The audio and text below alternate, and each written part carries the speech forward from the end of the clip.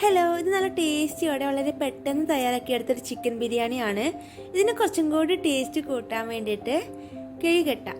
അതിന് വേണ്ടിയിട്ട് ഒരു പാത്രത്തിലേക്ക് വാട്ടിയ വാഴയില വെച്ച് കൊടുക്കുക. അതിൻ്റെ നടുകിലായിട്ട് നല്ല ചൂട് ചിക്കൻ ബിരിയാണി ഇട്ട് കൊടുത്തിട്ടുണ്ട്.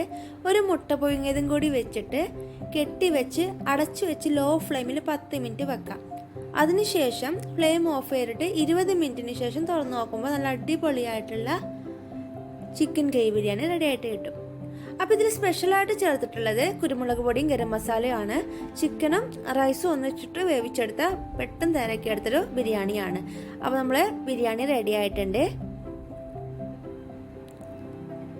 അപ്പോൾ ഇനി ഇത് സാലഡും അച്ചാറും കൂട്ടി കഴിക്കാവുന്നതാണ്. അപ്പോൾ എല്ലാവർക്കും വീഡിയോ ഇഷ്ടമായെന്ന് കരുതുന്നു. വീഡിയോ ഇഷ്ടപ്പെട്ടാൽ ഇതുപോലുള്ള വീഡിയോകൾക്കായി please subscribe my channel favourite recipes by Athira. Thank U.